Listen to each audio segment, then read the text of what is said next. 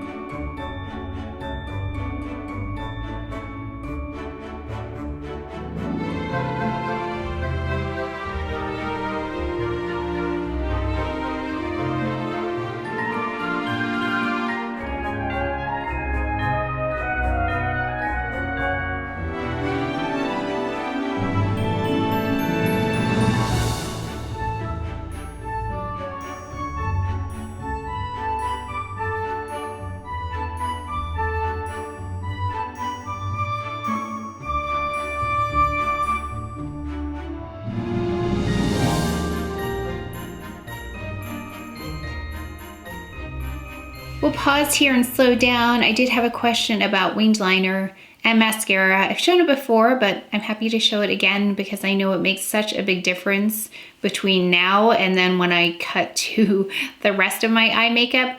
So one of the reasons I don't do this on camera is because I require a magnifying mirror or a magnified mirror. So my simple human mirror right here, it's like a 5 times magnification, plus I think you can see the light.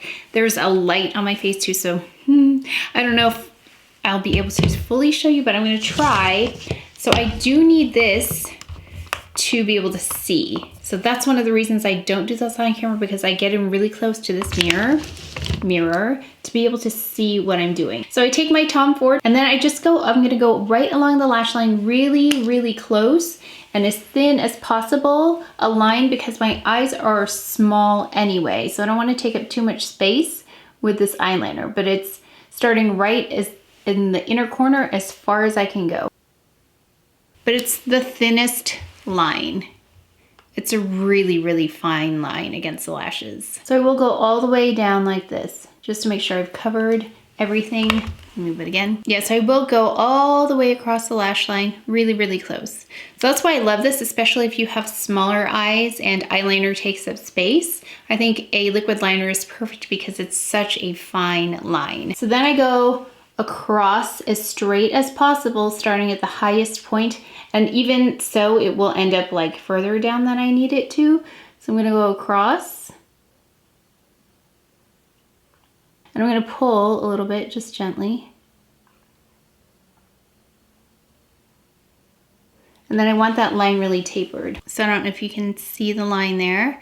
And then what I gotta do is connect it from the corner up and then fill in that triangle. Okay, maybe it works better without the light on. Okay, so then I'm gonna connect it not all the way to the end, but just a little bit inwards. And then connect this and then fill it in. Oops. And then I kind of have the brush on the side at this point, so I'm filling in more at a time rather than like at the end, because I can just cover more at that point. And then I can kind of fix this line with the end of the brush, like this. So this mirror, I don't know if I'd be able to do a winged liner without this mirror. I think that's why also my makeup turns out better when I do it actually off camera, because I use this mirror and I can see. Otherwise I'm just using a little compact and I can't really tell. I mean, I can get an estimation, but so then I'll take a look, and even after I'm done and I like relax my eyes, it still goes down. So then I'll fix it. I can take the line a little bit further up. And that's what I like about this Tom Ford, is that it doesn't set right away. So you can kind of fix it. So I just kind of rub away the edges and then I can go in and fix. This is when I will take my Clay to Pou concealer. I don't know where Mocha went, so I'm gonna use Honey. And then I can kind of cancel out this darkest area here because it kind of fights against that wing that I just made. So I'll fill that in like this. Oh, this is Almond. Okay, that's a little bit light, but that's okay. And I can kind of fix the angle of the wing too if I need to with the concealer. I think part of the trick too is just to relax your eye and see where it ends up, because usually it's a lot lower than I think it's going to be. And then practice, because I do cheat it upward a little bit more, knowing that when I relax my eye, it's actually not as high of an angle as I think it's going to be. Then we're gonna go in with Noir Intense right here. So we're gonna just take this and go in the tight line area because lining right there makes the base of my lashes look more full. And I go all the way in. And then I'm going to use the Push Up Lashes by Charlotte Tilbury. And I like this not because, I mean, actually this doesn't last very long. This does a really good job of building up quickly, length and volume, and also lifts up my lashes. So I especially like this one for videos, but not necessarily for real life because it does start to kind of smudge after a couple of hours. But yeah, when I need a quick lash, this is what I use. Okay, so there's a difference. Winged liner mascara versus no winged liner, no mascara, and also no tight line area. And then for the bottom, let's just take that eyeshadow and we'll run it underneath. Then we'll take Brun Agape in the waterline.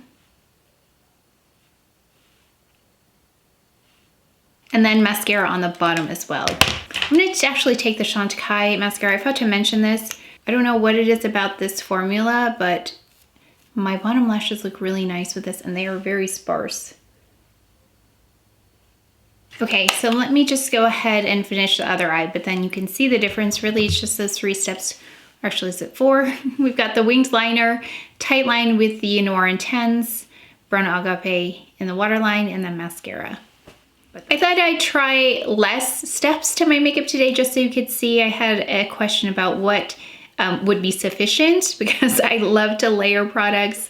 I love to layer especially powders. So I did just go in with the one foundation, the Clé de Peau. I think it is a beautiful foundation. Certainly works as a more than sufficient foundation.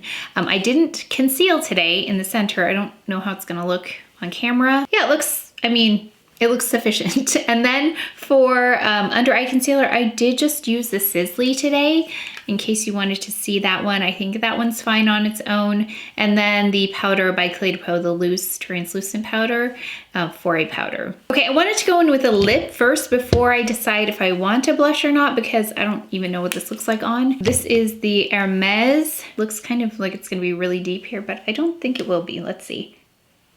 Okay, wait, it is. It's pretty though.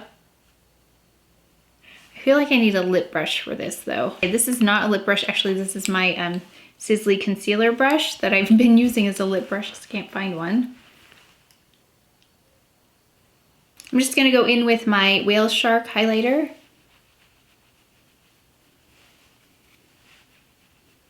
Let's do just a little blush. Let me find something kind of like a cooler, lighter pink. I think we'll just take a little bit of 68 here, just really lightly.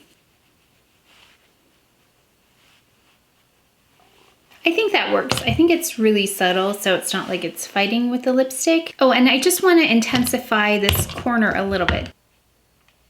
Okay, so let's go ahead and talk about my most used brushes finally. Starting off with foundation, I love this brush by Shiseido. I think I've used it in almost every video, at least in December. It just makes foundation, any foundation I've used, look so much better. So if you have a good foundation, it's gonna make it look really great. I just rely on this for flawless foundation application. Next up, we've got the Buff and Blur brush by Chantecaille. I've had other buff brushes before, but this really is the softest one, and I rely on it for powders, especially pressed powders, and the Hummingbird powder. So that's how I apply it, because I like to stamp my powder in the front of my face, especially so I don't disturb any makeup under there, and then I will buff out on the exterior. But if you're looking for a really soft buffing brush, this one is beautiful. I love this for bronzer and contour. So let me just take this again. And this is one of my very first investments in brushes because I saw Ray Morris use this on a really old YouTube video like years ago. But you put the product here on this end and then you take the brush and then you just swipe like this. So as you deposit the product, it kind of buffs it in for you. And then it just carves out this. I'm gonna put a lot on here, but you can see it targets it, but then it buffs it out. So I think it takes a lot of work out of the application, especially right here. But then I would just take my buff brush, kind of buff it in. And then I try to make sure I don't go too straight down and not too far forward. So stopping like right here at the end of my eye. And I'll kind of like lift it as well so that's not going straight down like this, but then really cuts under the cheekbone. For especially my Hourglass palette that I can't find, my cream one, I love this brush to apply because I'll use this for the bronzer side, and then I use this for the blush side, and then I'll go in again, I'll kind of turn the brush and get the highlighter and apply it like this. So this is great for that palette. I use these Wayne Goss Artist brushes every day. I'll use this, you've seen me before, use it for bronzer, I'll use it for powder. I love this medium-sized one for blush. It gives a really nice wash of color, so you can really control the amount that you're applying. I don't use this one as much, but if I do, it'll be for something like a highlighter. So really out of all of them, I use these two the most. I do love this Ray Morse Kabuki brush to pick up blushes that are a little bit more dense. So something like the Chantecaille Manta Ray, especially a new one, can be a little bit challenging to get it started and pick that product up. But this does a really nice job of that. The Ray Morse 6.5 is a lifesaver when it comes to blending. I just literally take this and swipe it this way, and it blends for me. So this is, again, for people who don't enjoy the whole blending process, like the swirling blending motion. I just go like this and it blends it for me.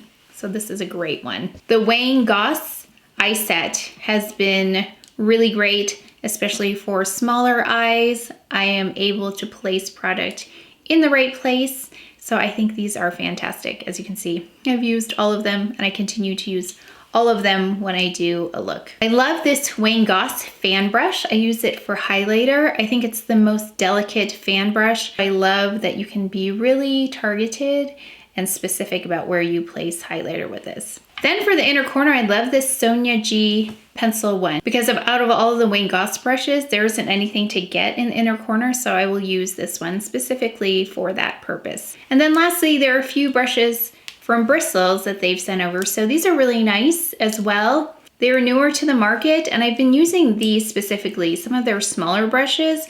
This one's a beautiful one. It's very soft and I'll use it, I think I used it today to apply underneath here. It's the E04RS. I also like this for the inner corner. It's a very soft brush as well. It's the E05PS. And then this one. This is another one I'll use for more detail work. It is the P06RF. So those bristle brushes kind of fill in where the Wayne Goss brushes don't cover. There's nothing that small in the Wayne Goss eye set, so I do like to pull for those again for more detail. And that is it for my most used brushes of 2020. And that's it for today's video, so please take care of each other, stay well. And if you enjoyed this video, if you learned something, please give it a thumbs up, subscribe, and I will see you tomorrow.